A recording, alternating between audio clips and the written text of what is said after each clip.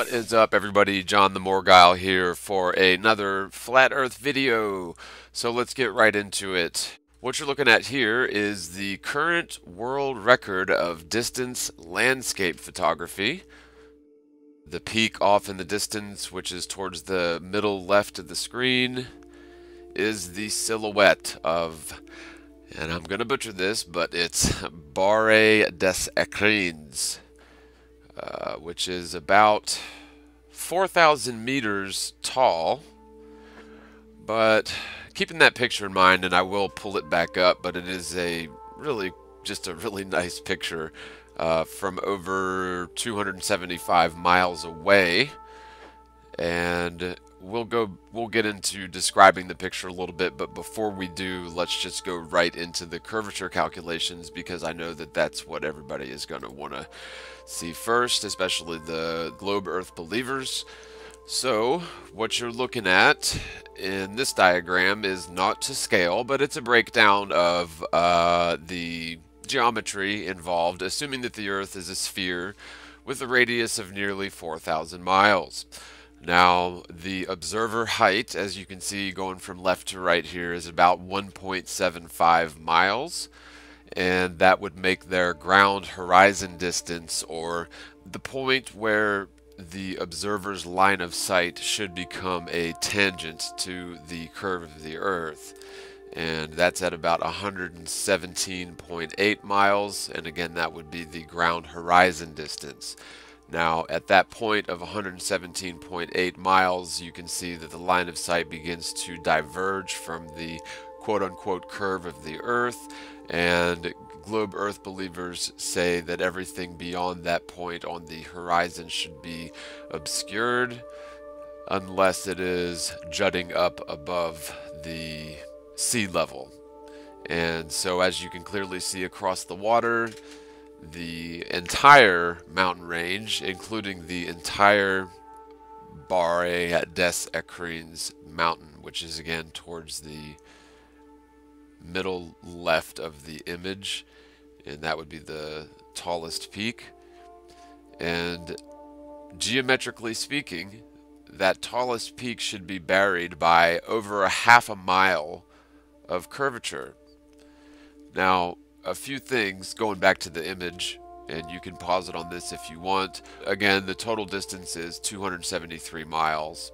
The observer height is 1.75 miles, making the ground horizon distance about 117.8 miles, but we can clearly see that it is a perfect plane of water between the observer and the distant silhouetted peak, which is again a total distance of 273 miles.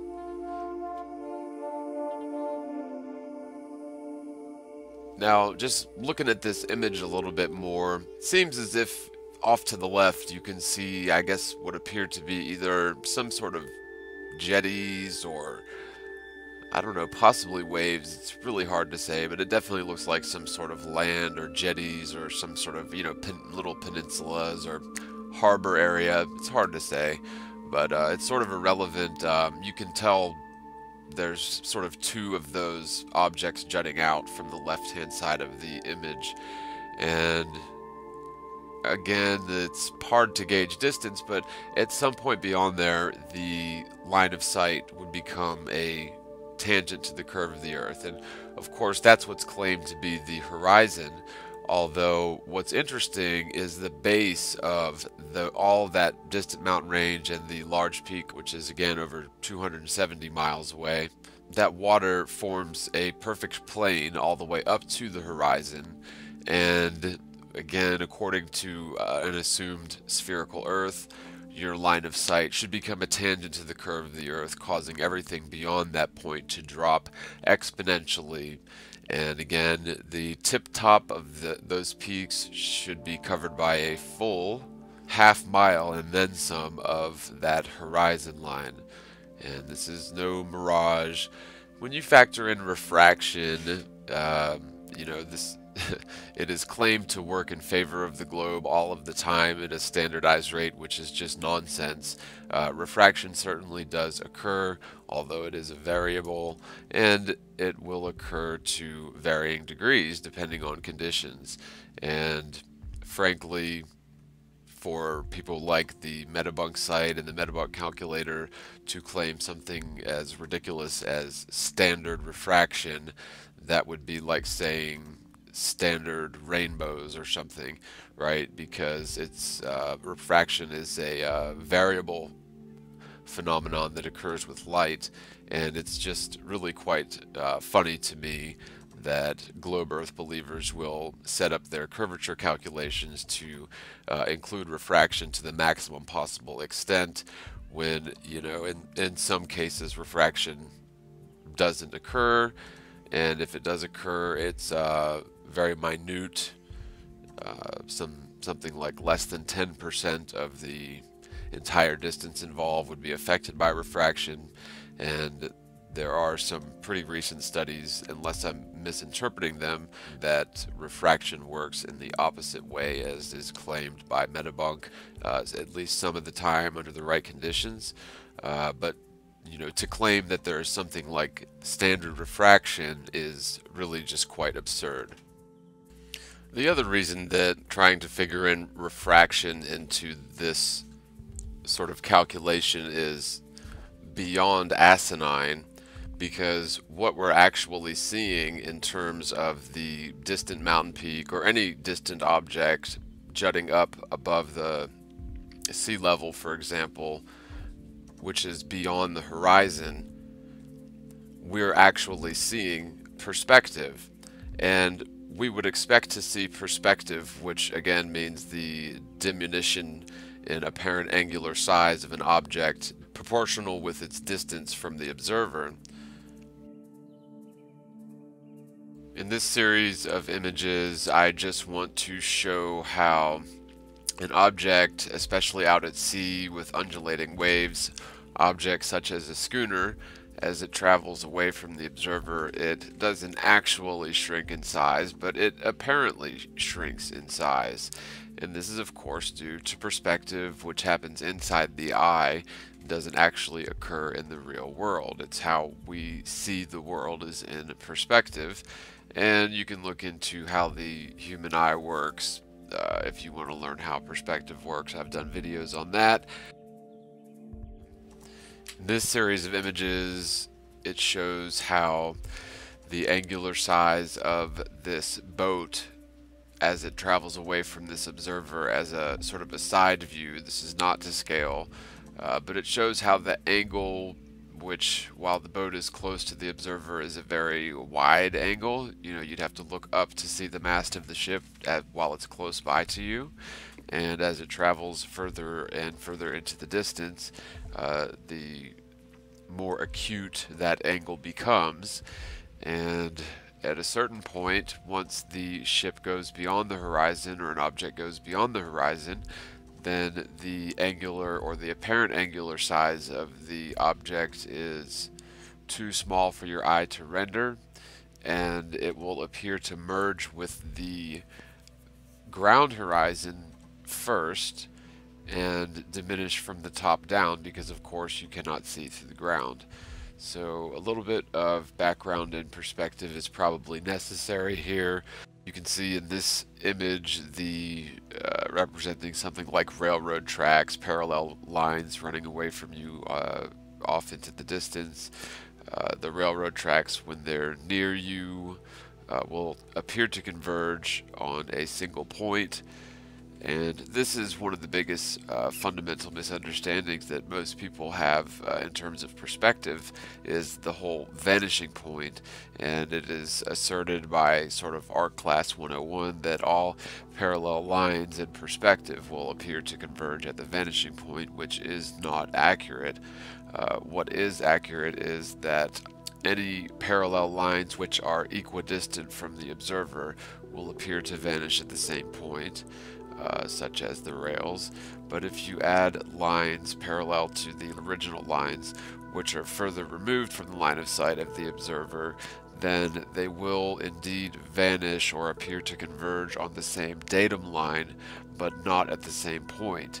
They will appear to converge more distantly upon the same datum line, but not at a single vanishing point. And then you can add even more askewed from your line of sight parallel lines running across the ground, and they would also appear to converge at the same datum, but not at the same point. And so that is how the actual operation of perspective works. This is indeed the cause, or the effect rather, however you want to look at it, of the notion of parallax.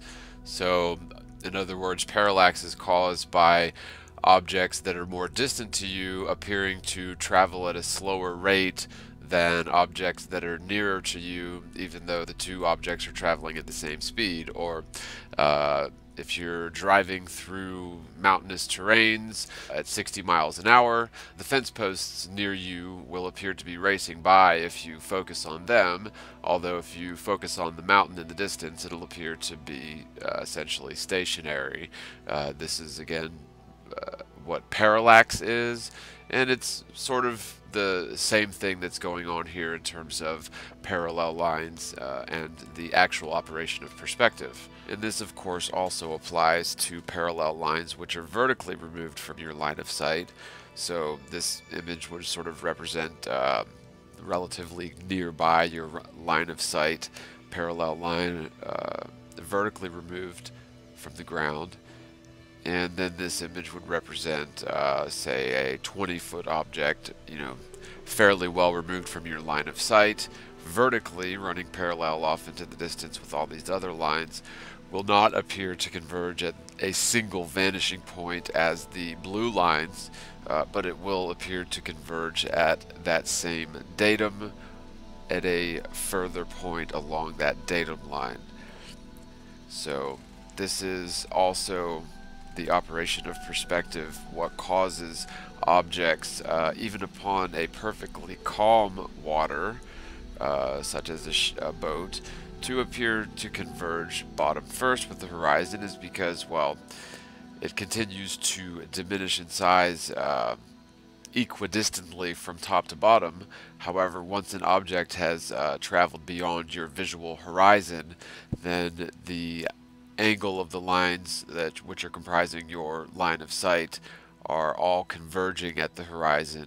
Anything near that line of sight will be indistinguishable in terms of angular size to your eye. This is why when you lose sight of a distant ship or a barge and zoom in on it, it will appear to have emerged from beyond the curve or beyond the horizon, and obviously this is just an optical illusion. But even when you can zoom in on ships far enough, if you don't get the inferior mirages or the fata morganas where it basically looks like the ship is floating in the air, that ship is of course on the water and the air is refracting, making it appear that way. But sort of besides the point. I just want to make it clear that most people misrepresent perspective by saying that all parallel lines converge at the same point, when indeed that is fallacious and demonstrably so.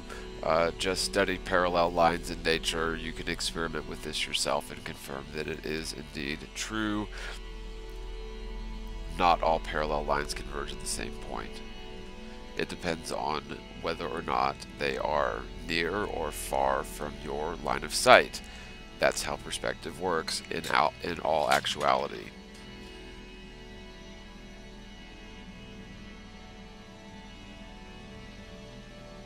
We would expect to see perspective, which again means the diminution in apparent angular size of an object proportional with its distance from the observer. That's actually what we're seeing in reality on the flat Earth, although we would also see that if the Earth was a sphere. So not only would you have the actual dropping away of distant objects, but you would also have the apparent diminution of objects as they gain distance from the observer. So you would have an actual, if the Earth was a sphere, you would have an actual vertical descent due to curvature, and you would have an apparent diminution in angular size of any object that is traveling away from you, especially beyond the horizon. This picture also demonstrates why we don't want to take curvature observations from tidal waters, especially not from on the shore. Also demonstrates a pretty interesting point. You can see towards the bottom of the image there's what appear to be waves coming in, so this would appear to be a tidal body of water, meaning it's affected by the tides, or meaning that it has essentially waves, high tides, low tides, that sort of thing. It is well known and accepted that water always finds its level, and that is very true indeed. However, that only is true if and when the water is completely allowed to be at rest. And so when you've got undulating tidal waters or large bodies of waters, what happens is that kinetic energy is sort of forced up the wedge of the shoreline, and so you get essentially non-standing water. There's pressure that builds up because of this kinetic energy, which travels as waves through the water. The energy of the body of water itself is sort of forced up that wedge of the shoreline, and you get a buildup of water pressure and therefore a false horizon. And so standing water is always the best possible place to do curvature observations, and even over frozen water, you know, like over a lake that's frozen, which has been demonstrated very nicely. That's way more ideal and proper in terms of scientific control, than doing curvature calculations or curvature observations over tidal waters. Now, even upon standing water, or even upon a perfect plane, the natural operations of perspective cause objects traveling away from the observer beyond the horizon line to apparently sink top first, but this is because the optical ground horizon is an obstruction to your line of sight, even though the Earth is indeed a plane, and the apparent angular size of the distant object will appear to sink down or merge down into the horizon bottom first, which is perfectly aligned to natural perspective.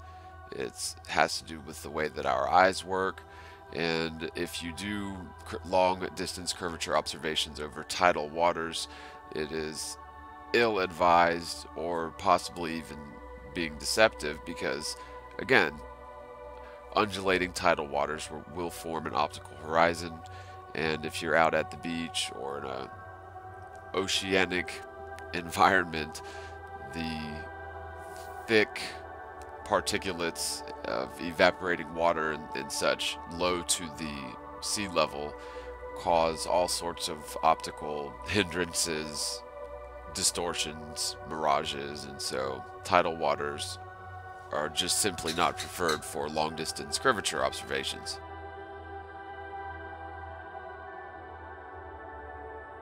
The next thing that we're going to look at real quick is the subjective atmospheric conditions that we all live within.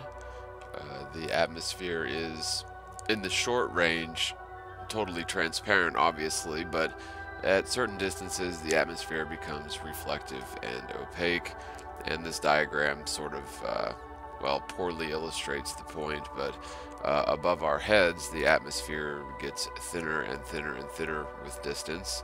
However, when you're looking across the horizon or parallel to the ground, the atmosphere is at its thickest, and so the further you look through the atmosphere, it gets thicker much quickly as you're looking parallel to the ground compared to when you're looking straight up, and so you get sort of a convex lens of subjective atmosphere that basically follows you around wherever you go. And especially when observing celestial objects which are well outside of the atmospheric bubble, the inbound light waves coming from such objects are necessarily affected by this bubble. This is what causes the setting and rising of the sun, the moon, as well as the stars. Yes, perspective has a lot to do with it. However, the atmosphere seems to exacerbate or aid in the operations of perspective, allowing the sun to... Hi Flat Earthers, this is Zach. And this is Steve.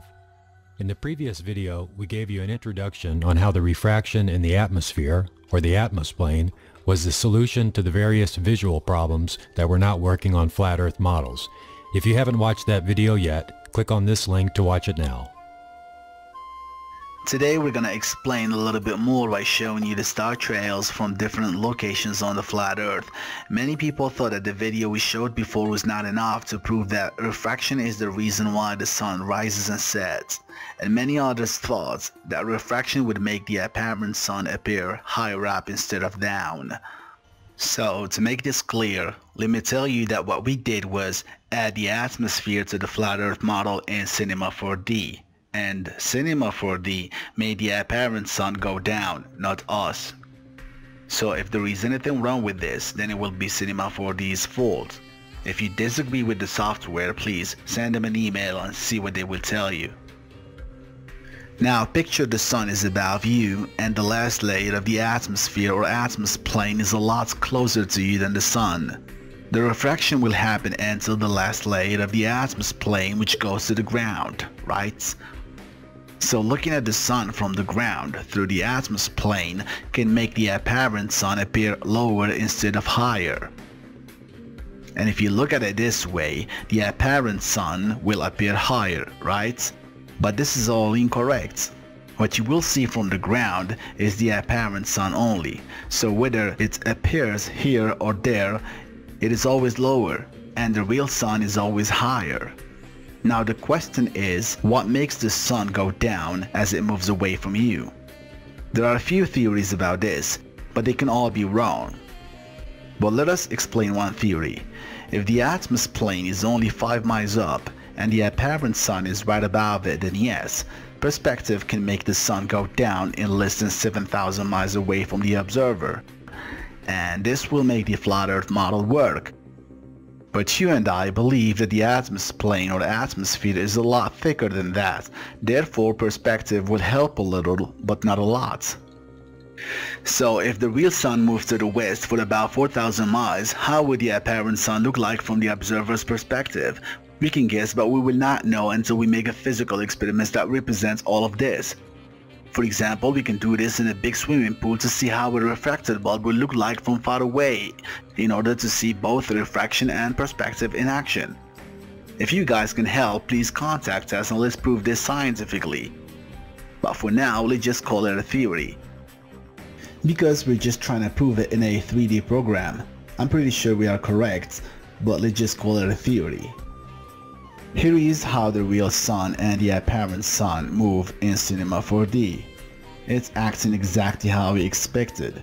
The apparent sun appears to move faster than the real sun, therefore it disappears in less than 7,000 miles away from the observer. When the apparent sun is at 0 degrees, the real sun is at 35 degrees.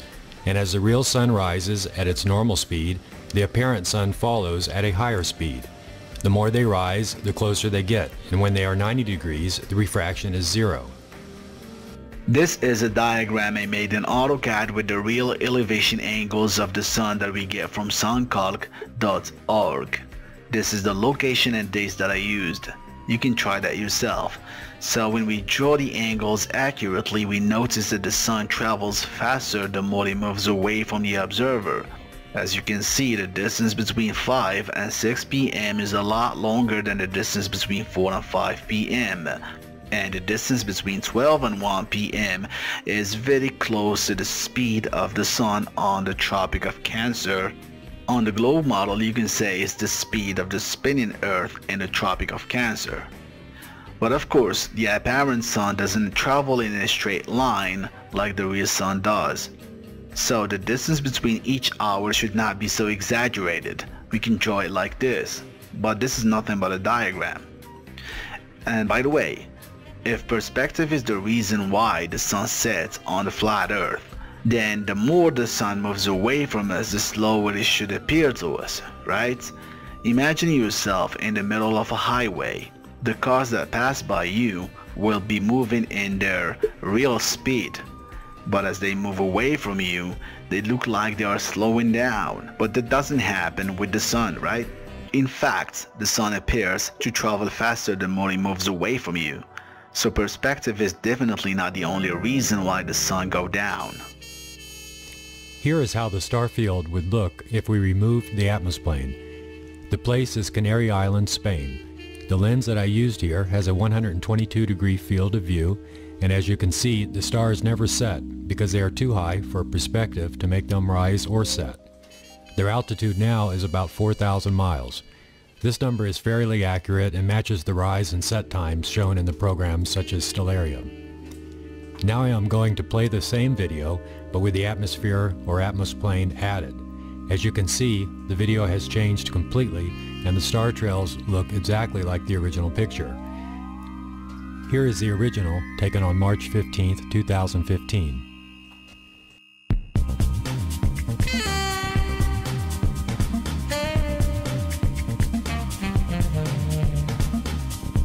Now let's play the two videos side by side so you can see the effect of the atmosphere. We can do this from any location. They all work the same.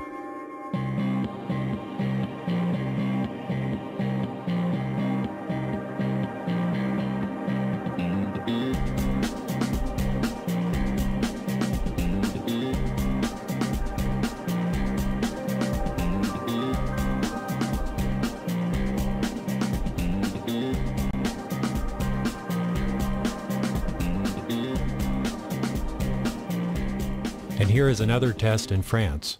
Look at it carefully and compare it with the original, and let us know if we're doing anything wrong.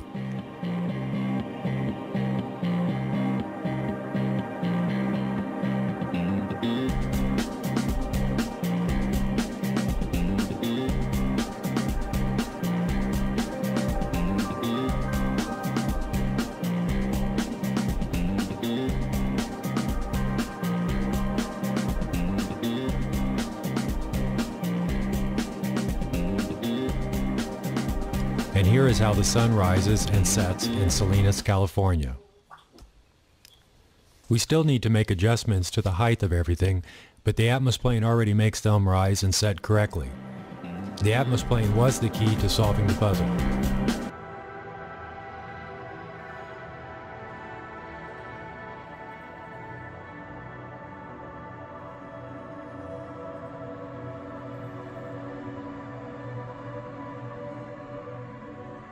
This is a quick view of the stars in AutoCAD so you can understand how we drew them in Cinema 4D. All the stars you see on the model are 4,000 miles up, and the angles of the stars are accurate and they match modern science. We didn't make them up.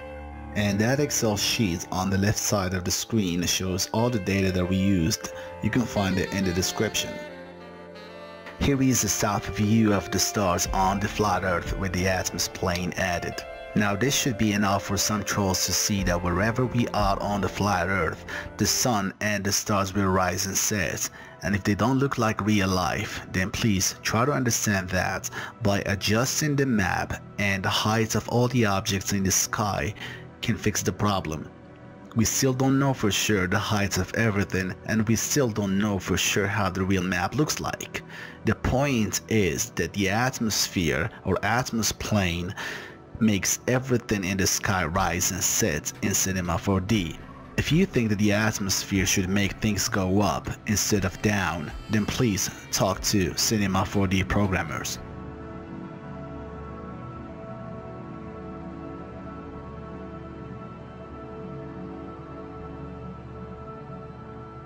Up, and so you get sort of a convex lens of subjective atmosphere that basically follows you around wherever you go.